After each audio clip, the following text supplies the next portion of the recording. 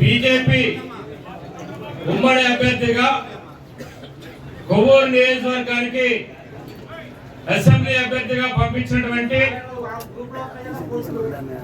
Telugu Desam party నాయకులు చంద్రబాబు గారు, లోకేష్ బాబు గారు, పవన్ కళ్యాణ్ గారు, అదేవిధంగా బీజేపీ నాయకత్వం పురంధేశ్వరి గారు, మోదీ గారి యొక్క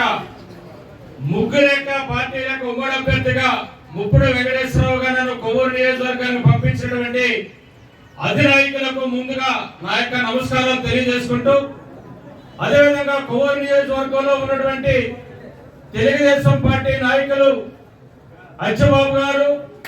అదేవిధంగా టూమెన్ కమిటీ సభ్యులు సుబ్బారాయ చౌదరి గారు, కంజామేని రామకృష్ణ గారు, వేదిక మీద ఉన్నటువంటి దాయిల రామకృష్ణ గారు, మండల అధ్యక్షులు వెంకటేశ్వర గారు, అదే డాగల రాము గారు, జనసేన నాయకులు చక్రధరరావు గారు, హరిబాబు గారు, ఇక్కడికి విచ్చేసినటువంటి కొవ్వూరు నియోజకవర్గానికి సంబంధించినటువంటి పట్టణాలకు సంబంధించినటువంటి నాయకులు కానీ, చాగల్లు మండలానికి సంబంధించినటువంటి నాయకులు కానీ, తాడపూడి మండలానికి సంబంధించినటువంటి నాయకులు కానీ, కొవ్వూరు రూరల్ మండలానికి సంబంధించిన నాయకులు కానీ, మూడు పార్టీలు తెలుగుదేశం, జనసేన, బీజేపీ నాయకులకు, కార్యకర్తలకు, ఇక్కడికి విచ్చేసినటువంటి అన్ని వర్గాలకు సంబంధించినటువంటి, అన్ని సెక్షన్లకు సంబంధించినటువంటి, రాష్ట్రం నుంచి గ్రామ స్థాయి వరకు, వార్డు స్థాయి వరకు ఉన్నటువంటి మూడు పార్టీల యొక్క ప్రతినిధులకు, అదేగా మహిళా సోదరులకు, పత్రికా సోదరులకు, ప్రతి ఒక్కరికి కూడా పేరు పేరున నా శిరస్సు నుంచి మొదటిసారిగా మీ అందరికీ కూడా పాదాభివందనం చేసుకుంటున్నానని చెప్పని కూడా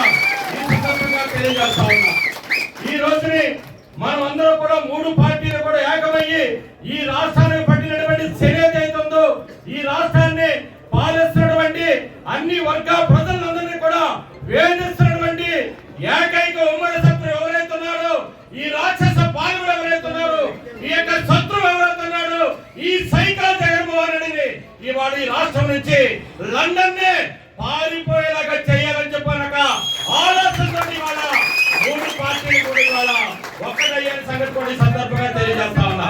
ఎన్ని చెప్పారంటే తెలుగుదేశానికి, జనసేనకు, బీజేపీకి ఇవాళ రాష్ట్ర ముఖ్యమంత్రి చేయాలను, అధికారంలో కూర్చోవాలను, పేట వెక్కాలని చెప్పిన ఆలోచనతో కాదు. ఇవాళ ఈ మూడు పార్టీలు కూడా జగన్ అనేటువంటి సైకాన్ని ఈ రాష్ట్రంలో ఉంచినట్లయితే ఎప్పటికే 20 సంవత్సరాలు, ఈ 5 సంవత్సరాల్లో జగన్మోహన్ రెడ్డి పరిపాలనతో రాష్ట్రం యొక్క అభివృద్ధి కానీ, సంక్షేమం కానీ ఇవాళ వెనక్కపోయినటువంటి పరిస్థితి ఇవాళ మనం చూస్తా ఉన్నాం. ఈ రాష్ట్రాలు పట్టుకున్నటువంటి ఈ దరిద్రాన్ని బయటికి కనుక పంపించకపోతే ఈ రాష్ట్రానికి భవిష్యత్తు లేదు, మన పిల్లలకు భవిష్యత్తు లేదు. ఉద్యోగస్తులు కానీ, వ్యాపారస్తులు కానీ, ఎస్సీ, ఎస్టీ, బీసీ, మైనార్టీలు కానీ, అన్ని కులాలకు సంబంధించినటువంటి వాళ్ళు కానీ, అన్ని మతాలకు సంబంధించిన ప్రజలకు కానీ ఈ రాష్ట్రంలో స్వేచ్ఛ అనేది లేకోకుండా పన్నుల మీద పన్నులు వేస్తూ విపరీతంగా రేట్లు పెంచి మన రాష్ట్రంలో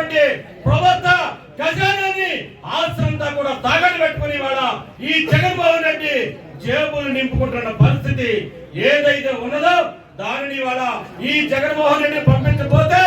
ఈ రాష్ట్రాన్ని ఇవాళ అప్పుల ఊపిలో కూలిన పరిస్థితి, పిల్లల భవిష్యత్తు లేదు, పరిశ్రమలు లేవు, పోలవరం ఆగిపోయింది, అమరావతి ఆగిపోయింది. ఏ రాష్ట్ర పరిస్థితి కానీ ఇవాళ అభివృద్ధి లేకుండా ప్రతి గ్రామంలో కూడా ఎక్కడ చూసినా మహిళలు కానీ, ముస్లింస్ కానీ, మైనార్టీలు కానీ, క్రైస్తవులు కానీ ఎవరు కూడా సుఖంగా లేనటువంటి పరిస్థితి ఇవాళ ఈ రాష్ట్రంలో అన్ని వర్గాల ప్రజలందరూ కూడా ఆలోచిస్తా ఉన్నారు. ఎక్కడ కూడా ఎన్నికల ముందు ఒక్క ఛాన్స్ వచ్చినటువంటి ఈ జగన్మోహన్ రెడ్డి ఎక్కడ కూడా ఇచ్చిన హామీలు అమలు చేయకపోగా రాష్ట్రాన్ని అంతా కూడా అప్పులు ఊబులో నెట్టి ఇవాళ రాష్ట్రాన్ని ఇవాళ దేశంలోనే ఇవాళ ఆంధ్రప్రదేశ్ అంటే ఏ పారిశ్రామికవేత్త గాని, ఏ పరిశ్రమలు గాని వచ్చి పెట్టడానికి సిద్ధంగా లేరు. సరిగదా ఉన్నటువంటి కూడా ఇతర రాష్ట్రాలకి, ఇతర దేశాలకి తీసుకెళ్లేటువంటి పరిస్థితి ఈ జగన్మోహన్ రెడ్డి మీద ఉంది. ఈ రాష్ట్రం బాగుండాలన్నా, ఈ యొక్క మన పిల్లల భవిష్యత్తు బాగుండాలన్నా ఖచ్చితంగా ఈ జగన్మోహన్ రెడ్డిని పాలదోవాల్సిన అవసరం ఉందని చెప్పని ఈ మూడు పార్టీలు కూడా ఏకగ్రీవంతో ఇవాళ పొత్తులు పెట్టుకుని ఇవాళ ఈ రాష్ట్రాన్ని కాపాడుకోవాలి, మన పిల్లల భవిష్యత్తును కాపాడుకోవాలని చేస్తారని చెప్పని ఆలోచనతో ఇవాళ 3 పార్టీలు కూడా ఉమ్మడికి ఇవాళ పోటీ చేస్తున్న పరిస్థితి ఉంది. రాష్ట్ర వ్యాప్తంగా ఏ విధంగా అయితే సెలెక్ట్ చేశారు ఈ నియోజకవర్గానికి సంబంధించి కూడా నేను గతంలో గోపాలపురం నియోజకవర్గంలో 14-19 ఎమ్మెల్యేగా పనిచేశాను. పార్టీకి ఒక కార్యకర్తగా చంద్రబాబు గారు గుర్తింపు ఇచ్చారంటే ఒక పేద వర్గాన్ని నుంచి వచ్చి ఒక చదువుకున్నటువంటి నాయకు నాకు ఈ యొక్క పదవినిచ్చి చంద్రబాబు గారు గతంలో 5 సంవత్సరాల పాటు నాకు ఎమ్మెల్యే చేయడం అవకాశం కల్పించారు. తిరిగి వల్ల ఈ కొవ్వూరు నియోజకవర్గంలో కూడా మీ యొక్క అదృష్టం నా యొక్క అదృష్టంతో మీ అందరితోటి కూడా ఈ రోజు భాగస్వామి అయ్యి మిమ్మల్ని అందరినీ కలుపుకొని చంద్రబాబు గారికి ఇటు పశ్చిమ గోదావరి జిల్లాలో కానీ తూర్పు గోదావరి జిల్లాలో కానీ అత్యధిక మెజార్టీ తోటి ఈ నియోజకవర్గంలో ఉన్నటువంటి నాకు మెజార్టీ ఇచ్చి చంద్రబాబు గారికి ఒక గిఫ్ట్ గా ఇవ్వాల్సిన బాధ్యత